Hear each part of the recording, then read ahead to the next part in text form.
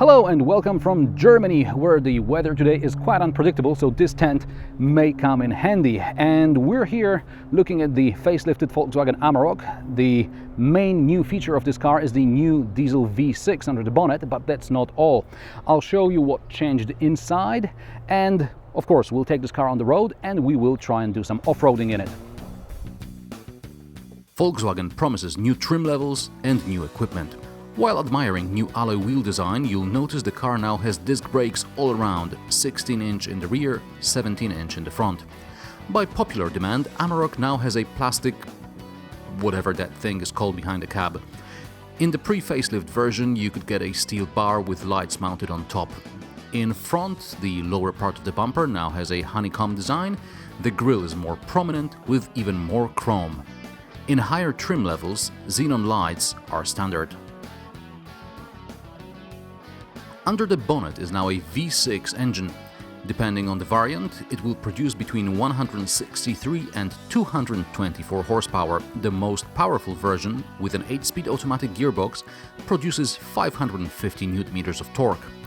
Amarok's top speed exceeds 190 km per hour, and 0 to 100 km per hour time is 7.9 seconds.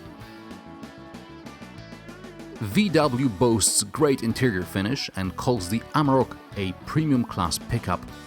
Obviously, marketing people from Wolfsburg haven't seen American pickup trucks, but for European standards, Amarok is decent. The dash strongly resembles the one from T6 Transporter. There are now different shape air vents, new infotainment system, new climate control panel, and function buttons are now underneath the screen. Amarok can now be specified with AGR-certified seats, which are kind to your back. And for the first time, seats can be electrically operated. Not too much has changed in the back. The space is average. Seats can be raised to carry some larger items, possibly also dirty. Backrests can be lowered to access tools. The bed is lined in special material, which is easy to keep clean and protects the steel from damage. The bed can be covered with a retracting roll cover or a fiberglass cap. Depending on the spec, Amarok's payload exceeds a tonne, and the car can tow trailers with gross weight of up to 3.5 tons. Okay, let's see inside the tent, and then we can go for a drive.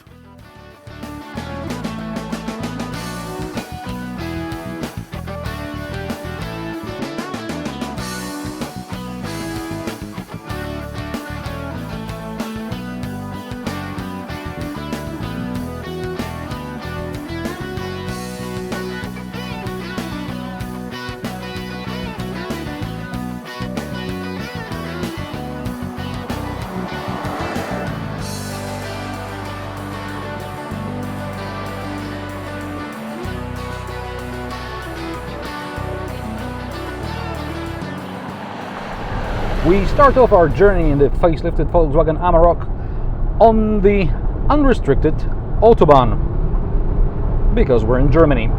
This being a V6, it's got plenty of power, 224 horsepower.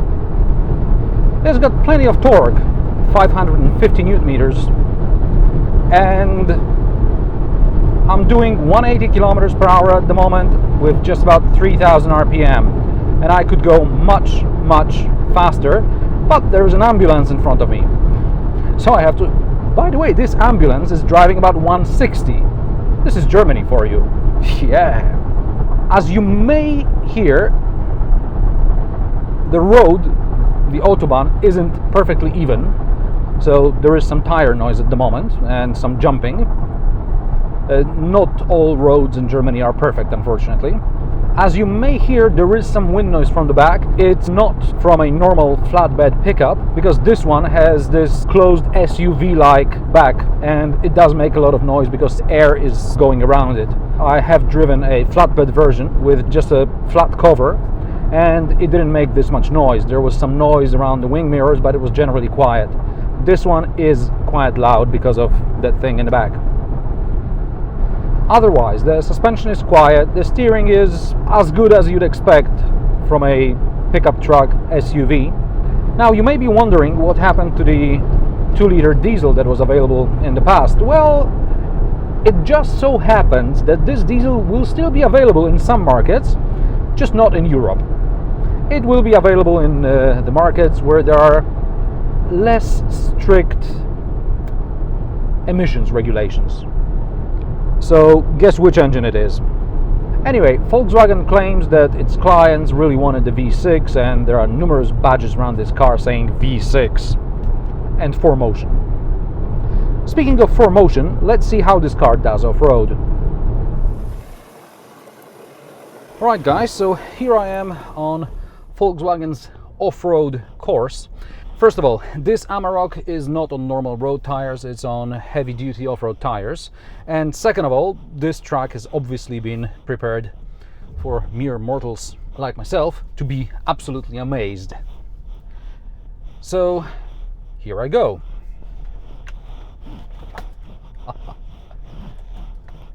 Notice there are no noises coming from the suspension, from the frame, nothing like that. The car is now in off-road mode.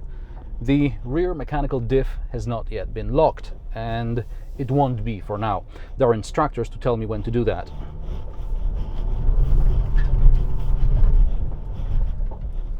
Up I go, and now with the hill descent assist business, I'm not touching anything, just the steering wheel, and it went down perfectly with no problem whatsoever.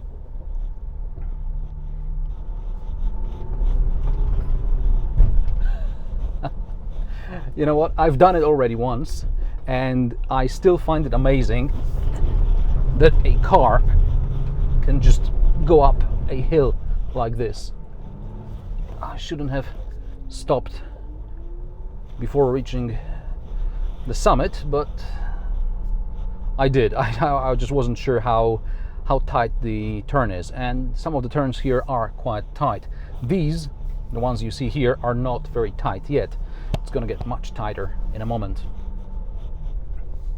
So anyway, off I go, easy peasy. No problem whatsoever.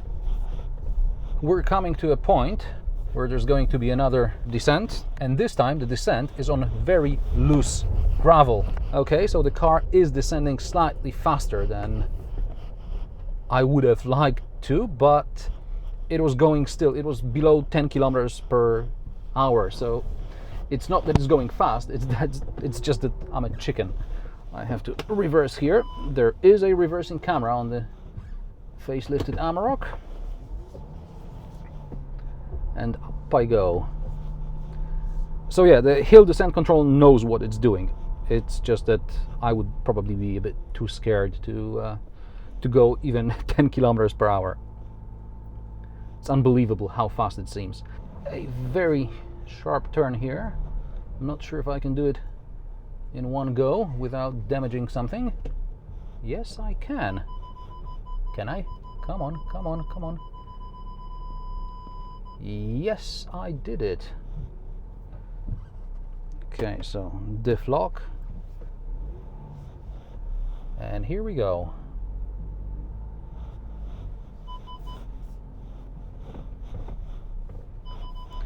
Two wheels in the air. Two wheels in the air again. Brilliant. Diff lock off.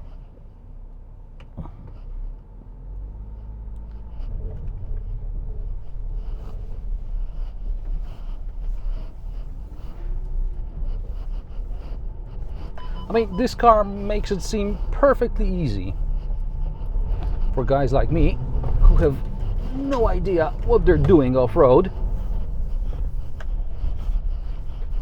to drive like I've done it all my life. I remember my first trip to the desert in a Jeep Cherokee, the proper one, the square one.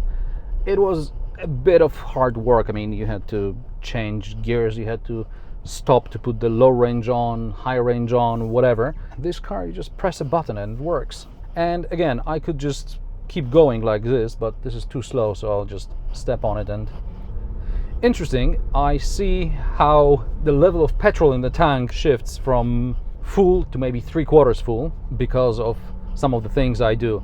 Now this, what I'm about to do now, okay, I've done it once and now I'm gonna do it again, and I still feel very uneasy about what the instructor is asking me to do.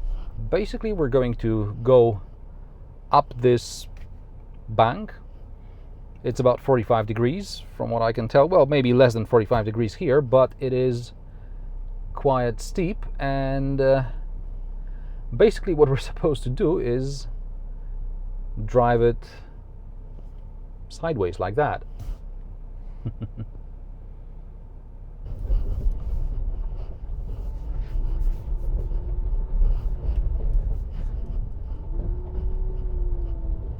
Unbelievable. This is against what I've been taught when it comes to off-roading. You should never do this in a car, in an off-road car, because you are going to flip at some stage. So preferably don't do it. Avoid situations like this.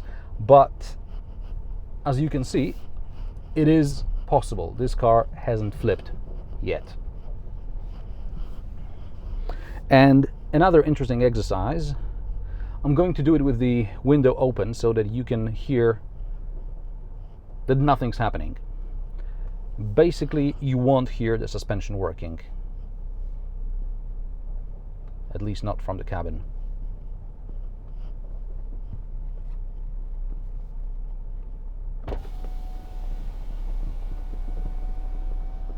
Second time. Second time. Yeah. Are there any noises? Nope, there aren't any. Thank God. Okay, so off we go.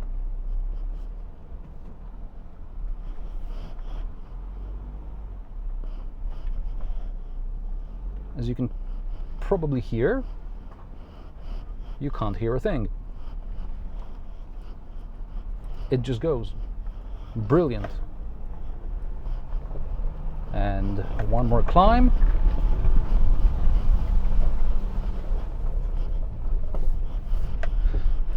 There are 2 bumps and a sharp turn left, and whoa. And this, my friends, is the end of the off-road course, which, as you can see, we have done easily. So, back on the road.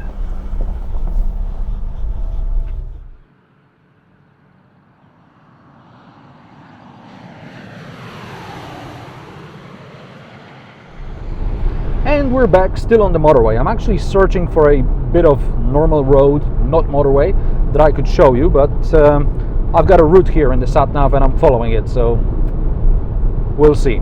How's the fuel consumption? This car uses between 8 and 9 liters per 100 kilometers. That's sticking to the speed limits and driving gingerly.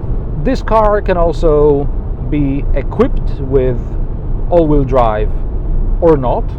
It can be either permanent 4-wheel drive, 4Motion, or it can be, in case of the manual gearbox, temporary 4-wheel drive, which you have to switch on. But then you can't really drive fast. You have only a rear-wheel drive car, which, when it's not loaded, you know, it's going to slide a lot, especially when it's wet or in the winter. So the best option would be to go for the automatic. This is an 8-speed automatic, and by the way, at speeds of around 70 kilometers per hour, the 8th gear is already engaged. So the gearing is quite short. Of course, if I accelerate, I will accelerate to maybe 50 or 60 kilometers per hour in 2nd gear, but generally speaking, it switches gears rather quickly, and the gearing is rather short to make this car better off-road, to make this car better at towing and carrying loads. There are 1, 2, 3, 4 12-volt sockets. One of them is in the bed. There is only one USB port, which is okay if you want to stream music, less okay if you want to charge several devices. Of course, you have your 12-volt sockets for that, but I, for example, like to charge my phone from a USB port because I usually have a USB cable with me, not necessarily a car charger. Of course, that's just my problem because I switch cars rather often. The car is highly maneuverable for its size. It's 525 centimeters long. Visibility is good. By the way, it's got this nice rear view mirror, frameless, kind of like in a Volvo. Couple of cup holders, storage under the armrest, not very big glove box. Storage down here to put your smartphone or whatever. It's actually rubbery, so that's good. Sat-nav, it's not the best type you get in Volkswagens and Audis, but it gets you where you need to go. So most of the changes are pretty cosmetic. Oh, and now you get 20-inch rims. Finally, I found a road which isn't an autobahn, and instantly there is traffic. So it's actually better in Germany to stay on autobahns. I remember last year I came for summer here and I thought, let's see a bit of real Germany. Let's cross a couple of 100 kilometers, not along the motorway but along country roads. And after about an hour of being stuck behind tractors and trucks and whatever, going 60 kilometers per hour or slower, I decided Autobahn is the way to go. But on these country roads, I can tell you how this car handles, really handles. And it doesn't handle bad, but it doesn't handle great either. It's a pickup truck. It leans in the corners as expected. The steering it's not lazy, but it's not very direct. It's great for maneuvering off-road, as I've demonstrated. But on a road like this, every corner means you have to turn the wheel a lot. Now let's see how this V6 220 horsepower with overboost really works. I'm doing 50 kilometers per hour right now, 7th gear. Yes, this is really short gearing. And now I shall bury my right foot in the carpet. Ooh, this one does come with carpets. And let's see what happens. 3rd gear, 60, 70, 80, 90, 100, 5th gear, 3,500 RPM. So that's that. And now let's do the same from 80 kilometers per hour. 80 kilometers per hour, 7th gear, should be 8th gear, yeah, okay. Floor it. Down to 4th, 90, 100, 110, 120, and a long corner, and the car leans a bit. Oh, and another corner, and I better slow down because this is not a car for taking sharp corners fast. For English versions of my reviews, I used German prices. At the time of filming and editing, there were no official prices for the Amarok on the German VW site. However, in the press materials I received during the launch event, Volkswagen stated the cheapest double cab Amarok starts at 25,720 euros, and a car in Aventura trim costs 46,525 euro. Of course, excluding VAT.